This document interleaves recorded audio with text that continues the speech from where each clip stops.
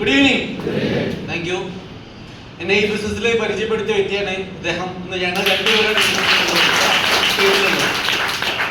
ഈ ബിസിനസ് അവസരം direct sir എനിക്ക് തരുന്ന സമയത്ത്, സുബിയെ ഡയറക്ട് സെല്ലിംഗ് ബിസിനസ് കേരളത്തിൽ സജീവമാവാൻ വേണ്ടി പോവാണ്, ഞാൻ എന്തായാലും ബിസിനസ് സ്റ്റാർട്ട് ചെയ്തിട്ടുണ്ട്, നീ എൻ്റെ കൂടെ നിൽക്കുന്നോ എന്ന് ചോദിച്ചു. ഞാൻ പറഞ്ഞു, എൻ്റെ അടുത്ത് പറഞ്ഞു 2,10,000 വരെയൊക്കെ ഉണ്ടാക്കാൻ വേണ്ടി പറ്റുന്നു. അപ്പം ഞാൻ പറഞ്ഞു ഓക്കെ, നമുക്ക് നോക്കി നോക്കാം. പ്ലാനൊക്കെ കേട്ടു, ബിസിനസ്സൊക്കെ മനസ്സിലായി കഴിഞ്ഞ ശേഷം ഞാൻ പറഞ്ഞു, തന്നെ സാറേ 2,10,000 ഇതുകൊണ്ട് നടക്കുമെന്ന് എനിക്ക് തോന്നുന്നില്ല, ഒരാഴ്ചയിൽ 2,000 രൂപ കിട്ടുമോ? അതിനു വേണ്ടി ഞാൻ മെനക്കെട്ടോളാം. 2,000 രൂപ ആഴ്ചയിൽ കിട്ടിയാൽ മാസത്തിൽ ഒരു 4 ആഴ്ച ഉണ്ടെങ്കിൽ 4 ആഴ്ചയിൽ 8,000 രൂപ കിട്ടും.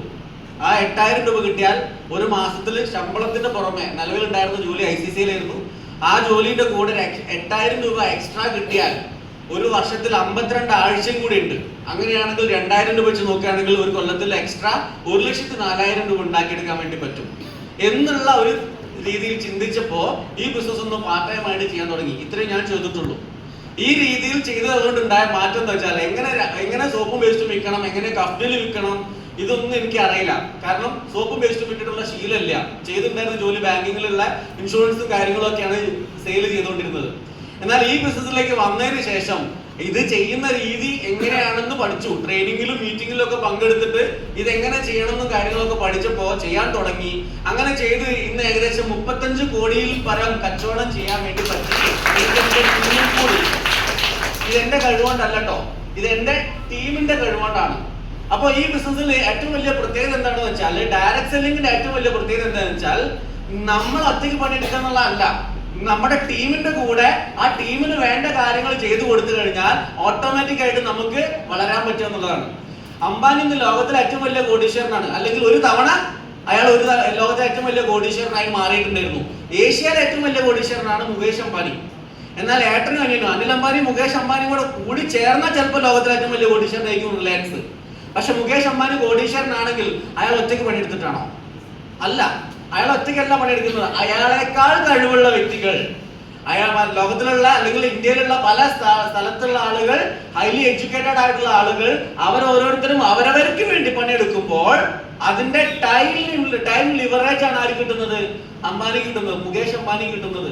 4 ലക്ഷം സ്റ്റാഫ് ഉണ്ട് അംബാനിക്ക് ഉണ്ടെങ്കിൽ 4 ലക്ഷം സ്റ്റാഫ് ഒരു ദിവസം 8 മണിക്കൂർ വീതം പ്രവർത്തിച്ചിട്ടുണ്ടെങ്കിൽ 32 ലക്ഷം മണിക്കൂറാണ് അംബാനിയുടെ ഒരു ദിവസത്തെ വർക്കിംഗ് ഹവർ.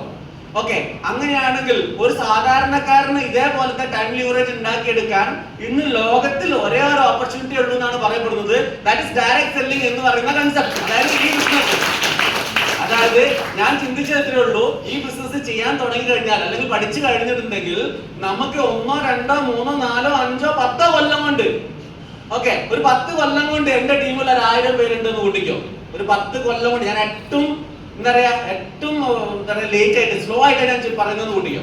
10 കൊല്ലം കൊണ്ട് നിങ്ങൾ 1,000 പേരുടെ ടീം ഉണ്ടാക്കിയാൽ 1000 പേര് അവർ ഓരോരുത്തരും സീരിയസ് ആയിട്ട് ഈ ബിസിനസ് ഒരു ദിവസം 8 മണിക്കൂർ പ്രവർത്തിക്കുന്നുണ്ടെങ്കിൽ 8 × 1000 8,000 മണിക്കൂർ ആര് കിട്ടും?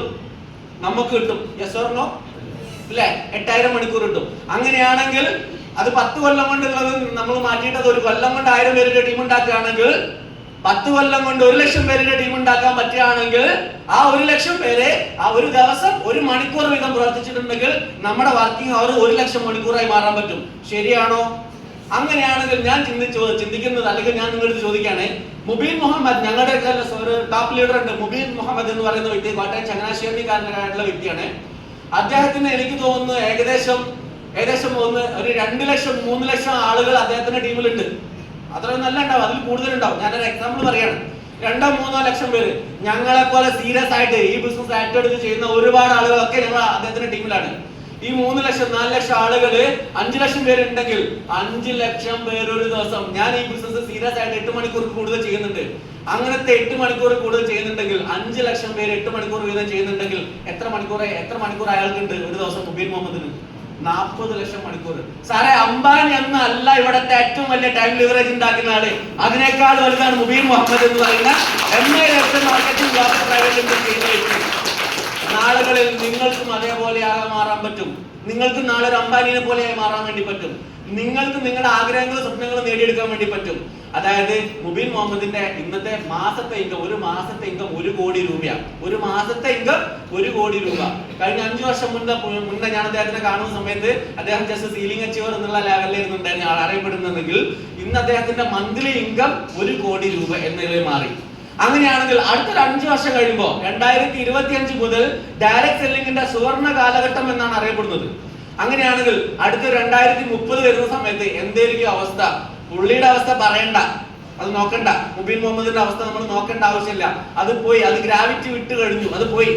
ഓക്കെ. എന്നാൽ അതേ സമയത്ത് ഈ ഹാളിൽ ഇരിക്കുന്ന നമ്മളെ പോലുള്ള സാധാരണക്കാരനായുള്ള ആളുകൾക്ക് 1000 പേരുടെ ടീം ഉണ്ടാക്കാനും 10000 പേരുടെ ടീം ഉണ്ടാക്കാനും 1 ലക്ഷം രൂപ 1 ലക്ഷം പേരുടെ ടീം ഉണ്ടാക്കാനും വളരെ കുറഞ്ഞ സമയം മാത്രം മതി. അതിനുള്ള അവസരമാണ് നമുക്ക് ഈ ഒരു ബിസിനസ്സിൽ കൂടി ഇന്ത്യ ഗവൺമെന്റ് നമുക്ക് തുറന്നു തന്നിട്ടുള്ളത്.